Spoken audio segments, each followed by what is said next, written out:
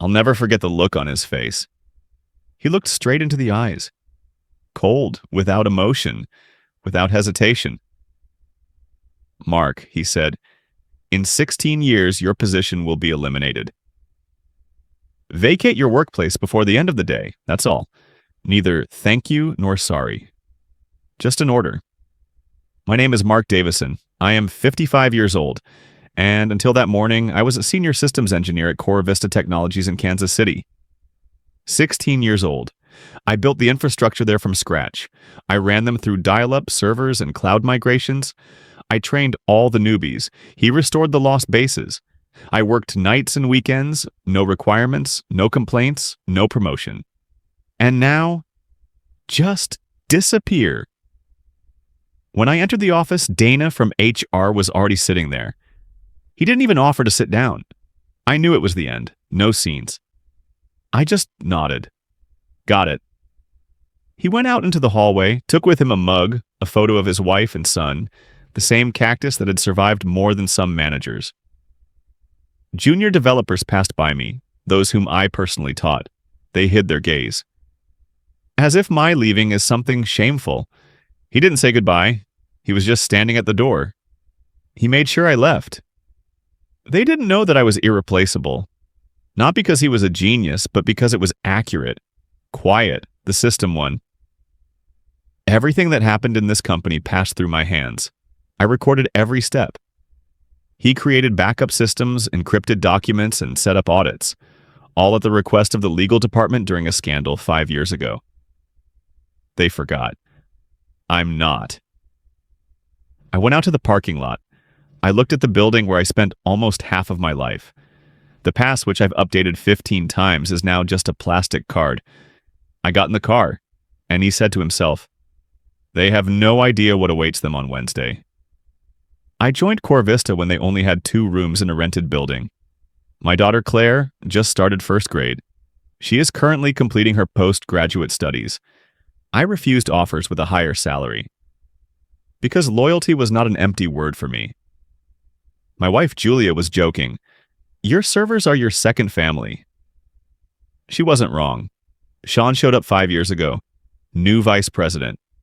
MBA. Vivid phrases. Permanent meetings. He called us digital assets. He talked about optimization and flexibility. I tried to explain to him how systems that rely on crutches, patches, and millions of lines of code work. He wasn't listening.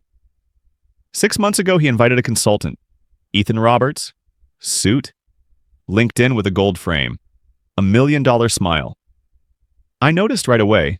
Access started to change. Files disappear. Admin rights are redistributed. Then I found an internal document, the IT department's restructuring plan. I wasn't there. My position no longer existed. And then I noticed the money. A routine security check, a routine task, 1 click. I noticed regular transfers. Recipient company, Orion Nexus Partners. The name is trustworthy, but the legal address is a mailbox in a shopping mall. At first, the amounts were small, then more. And more regularly. I didn't say anything. I just copied everything, encrypted it. I put it away in a safe place. Tuesday, I was silent. Wednesday, my game started. Wednesday, I woke up earlier than usual. Without an alarm clock, no rush, without a tie. The house was quiet. Julia has already left for work. There's a note in the kitchen. "I know it's hard for you right now. I believe in you. Always." I poured coffee, sat down at my laptop, and plugged in an external drive. That's the one. With an encrypted folder, with logs, tables, by emails, financial records. I started putting the puzzle together. All transfers in favor of Orion Nexus Partners coincided with the dates of the license renewal contracts. Only the amounts are 20 to 25% higher. Every month, no passes. It was enough to understand. This is not negligence. This is a scheme. I have created a new mailbox with a domain as similar as possible to the internal Core Vista domain. At 9:17, I sent the email. Topic: Financial irregularities. Urgent internal audit required. Inside is a short report. Evidence, dates, amounts. Without emotion, no extra stuff. Just the facts. And no mention of Ethan or their relationship. For now. If Sean's involved, he'll be scared. If not, he'll start digging. In both cases, I find out who is who. 9:42 a.m. The bell rings. Sean. I didn't answer. 10:06. Another call. 11:12 a.m. Email from HR. You are violating the terms of the employment termination agreement. Any further attempts at contact will result in legal consequences. I chuckled. I didn't sign anything. At 1 p.m., I went to the bank. There is a second storage device in the cell, the older one. It contains the original security protocol templates, signatures, access logs, timestamps, and the main thing. Record: who requested expanded access to financial systems 18 months ago? Answer: Sean, personally. In the same month, transfers to Orion began. When I got home, there were 3 missed calls on the screen. Sean, Dana, Ethan. Interesting. I opened my personal email. A message from Steven, a junior analyst whom I have been mentoring for the past 2 years. Mark, they're all panicking. Phillips, Ethan, called an emergency meeting. Your name is heard in every office. What's going on? I answered briefly. Don't interfere. Just watch. 1500.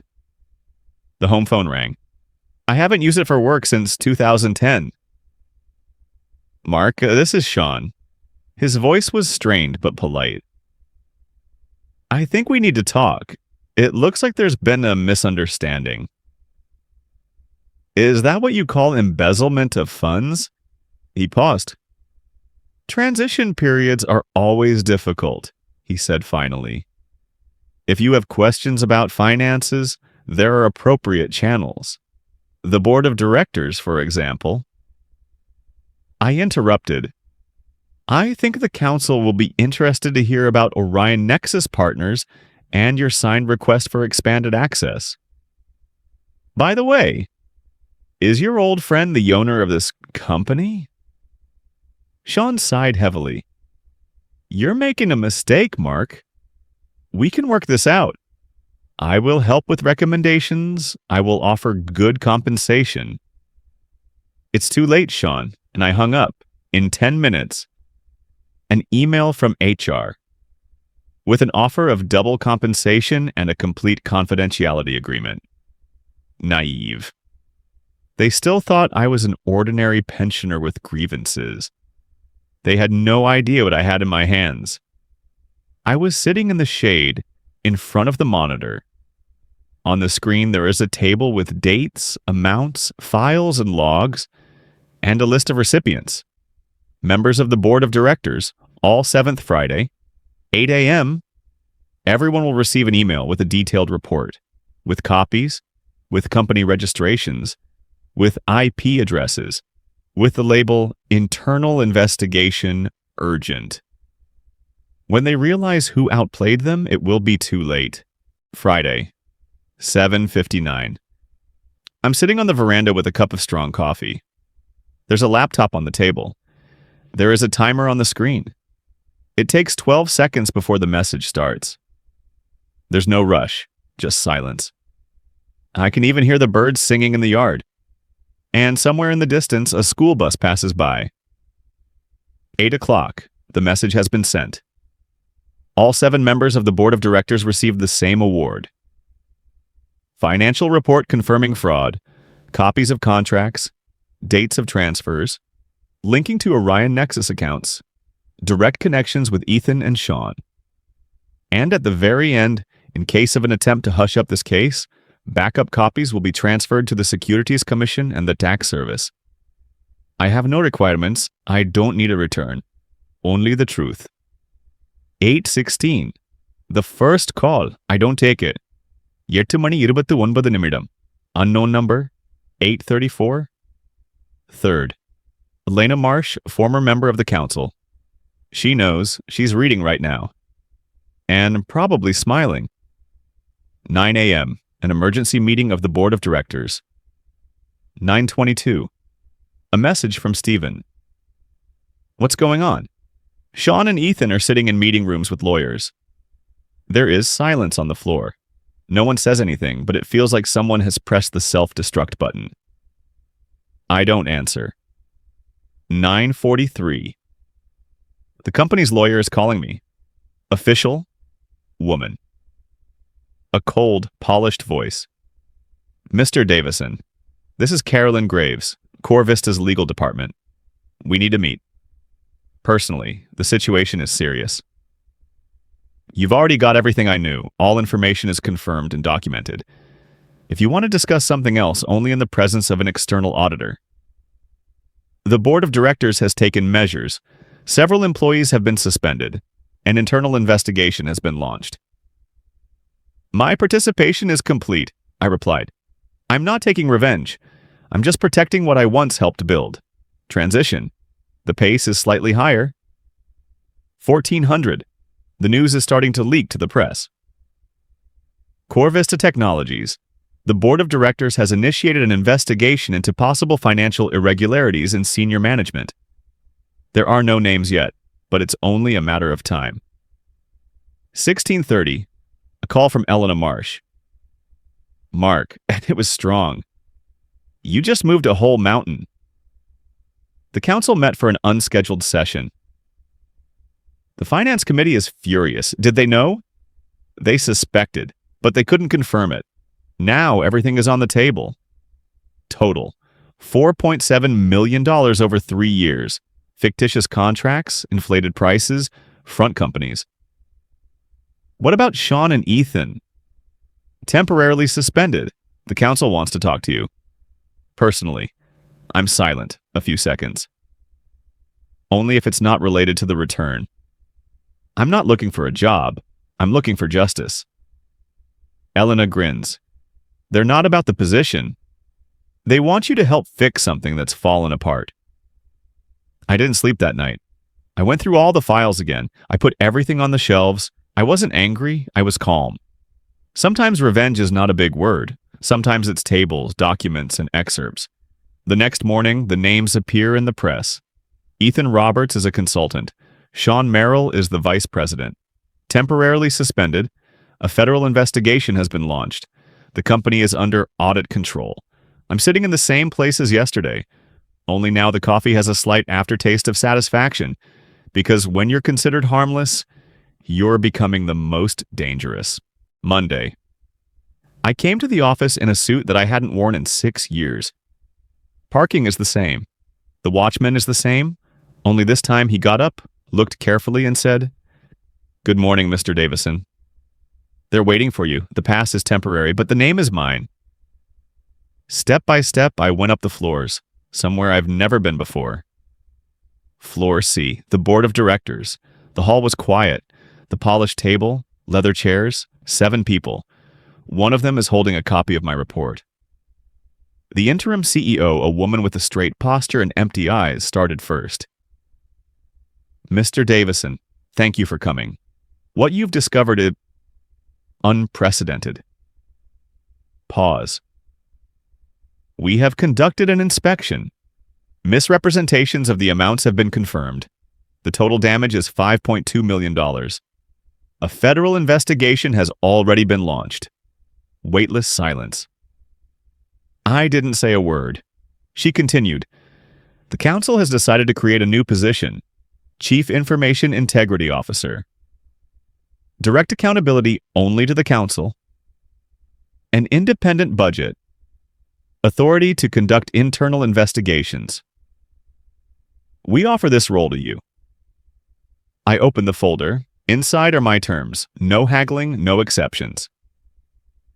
Full access to all systems. The right to block any financial transactions. Quarterly report to the council personally. Prohibition of intervention by the operational management. The interim CEO frowned. That's unusual. The same as the theft of 5 million, I replied. You have until noon, I added, getting up. I have other suggestions. And he left. 47 minutes later, a call. They accepted all the conditions. 6 months later, I'm sitting in a corner where there wasn't even a sign before. This is my office now. Large windows. View of downtown Kansas City. There is a monitor with system activity on the wall. There's a quarterly report on the table.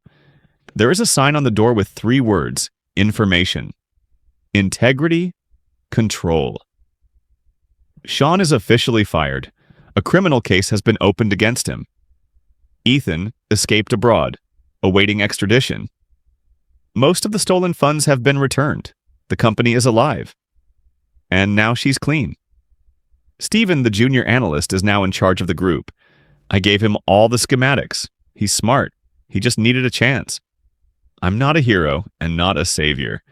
I'm just a man who knew when to keep quiet and when to strike. My wife is waiting at the entrance. Lunch? What is it? She asks, smiling. Yes, I answer, turning off the monitor. Today is a quiet day. We're walking around the office. Everyone turns around, but not out of fear. It's out of respect. Because they know I could have destroyed the company, and I chose to save him.